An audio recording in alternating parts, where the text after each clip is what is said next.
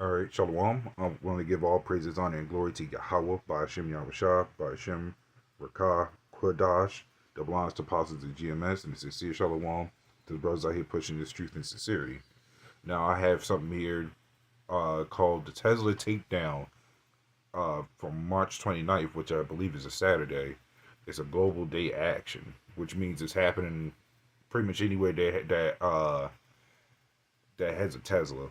Now, I've looked this up because my job actually was the one who brought it up to me because they asked me if I was working Saturday. I was like, no.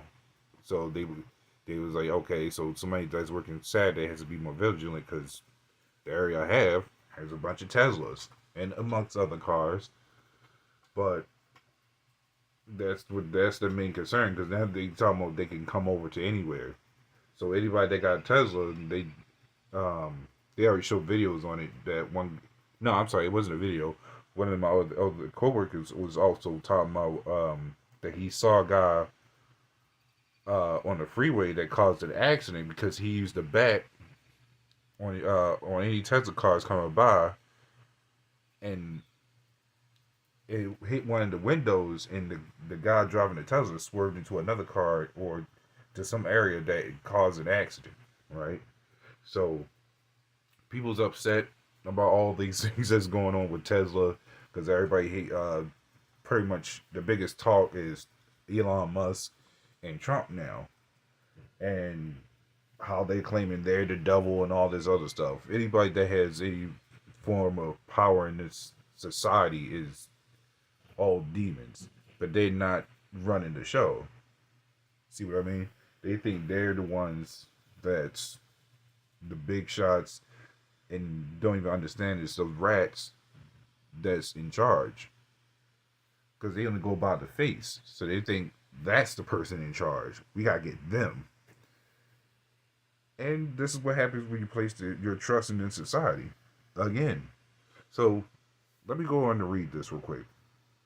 It says on March 29th of 2025, we are calling for a global day of action to stop Musk. Join us.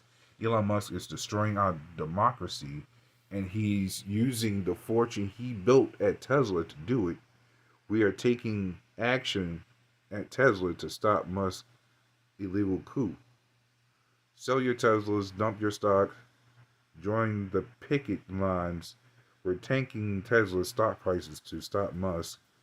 Stopping Musk will help save lives and protect our democracy.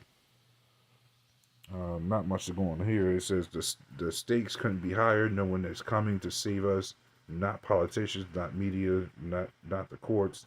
Tesla Takedown is peaceful protest movement. We oppose violence, vandalism, and destruction of property. This protest is a lawful exercise of our First Amendment right to peacefully assemble. The problem is, every time there's a quote unquote protest, it's always some fight going on amongst themselves, or they breaking and they destroying cars and all sorts of stuff. Like I mentioned earlier, this ties into what the guy was talking about earlier. Well, that told me that there's a guy on the freeway on the highway using a bat to throw at Tesla drivers. So I if this is your fun way of calling this a peaceful protest, then by all means go ahead. This is funny because this is just more proof that these. I mean, and it's funny because the Dogecoin, which is owned, well, I wanted to say owned, but that was put up by Musk. These people ain't gonna pull out their stocks because it gives them money, or if they do, who knows? But this place is on the biggest decline of his life. That's why they added the Dogecoin system into that U.S. debt clock. So the fact that they think anything is meaningful in this society is funny. This is Isaiah 31:1. It says, "Woe to them that go down to Egypt for help, and stay on horses and trust in chariots because they are many, and in horsemen because they are very strong. But they look not unto the Holy One of Israel, neither seek the Lord. Now this ain't for them specifically, but of course you got our people that be amongst them, right? Because you know our people, they follow a lot of things Esau does. That includes even the things they eat, right? So the fact that they hoping to make some miracle out of this, I guess whatever democracy they're talking about, or whatever democracy they think they have left, is null and void. Democracy technically hasn't really been a thing since I think before I was born. When I last looked into it. So your whole democracy don't mean jack squat in this society. It's just who could be the more wicked person legally and be able to get away with this stuff. So whatever these people get, especially primarily towards our people, whatever they get coming to them, that's their fault. Now, that's not to say they some hopeful elect that might be amongst that will wake up out of that madness, right? But this whole thing ain't gonna last long, right?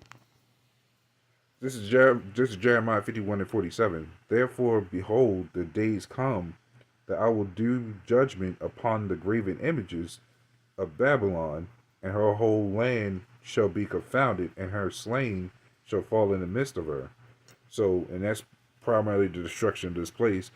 But we can go a step further, because these graven images, like anything that these people worship in this society, that includes the money, but I'm pretty sure a lot of these people worship the Tesla at one point before getting pissed off. The whole presidency thing is all there was making a whole defamation of this place. Everything that was symbolizing this place is being brought down. That's why you even had some statues taken down in this place, because a lot of these people was pissed off. But that's the Lord's power that riled these people up to do so, right? And then a lot of these people was pretty much already slain as it is, because they just slain in the mind. But when that martial law really starts kicking in, because of how pissed off these people really are, then you really going to start seeing a whole bunch of stuff. The Lord's judgment is a slow one, and he starts in many different ways before he gets to his big finale. And it's just going to get worse and worse, especially with World War III. That's pretty much imminent, that we're already in. Civil War, that's going to be a big thing.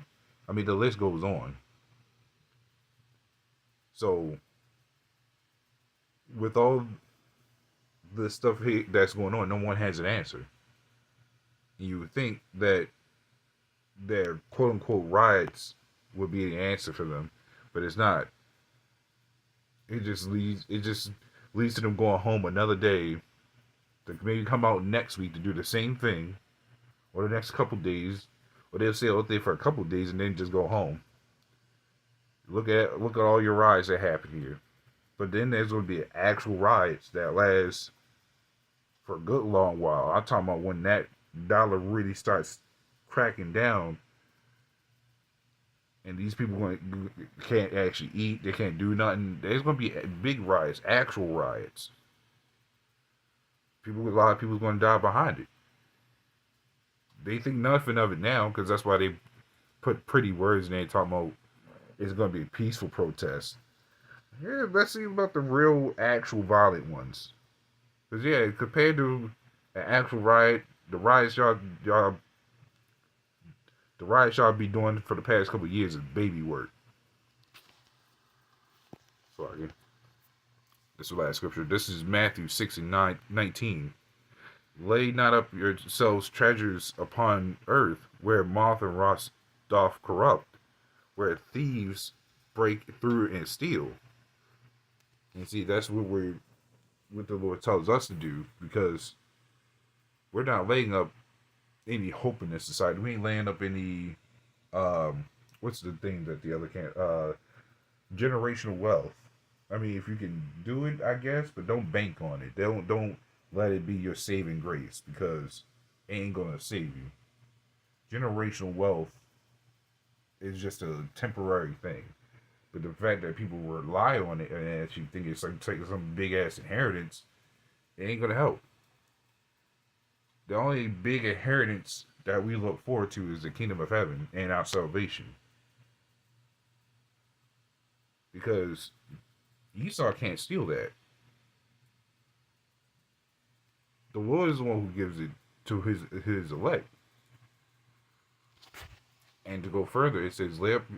It says this verse 20. It says, "But lay up yourselves treasures in heaven, where neither moth nor rust doth corrupt, and where thieves do not break through nor steal." So that sums up pretty much everything right there. Because we ain't putting, we ain't out here worried about Musk and Trump. I mean, hell, we hope and pray that they could bring this place down quicker. And by they, we talking about ultimately them rats, because main thing is prophecy. Once all this stuff is done settled through, then the real games begin. But that's pretty much all I wanted to go into that. So, Lord willing, this is a little edifying with that. Shalom.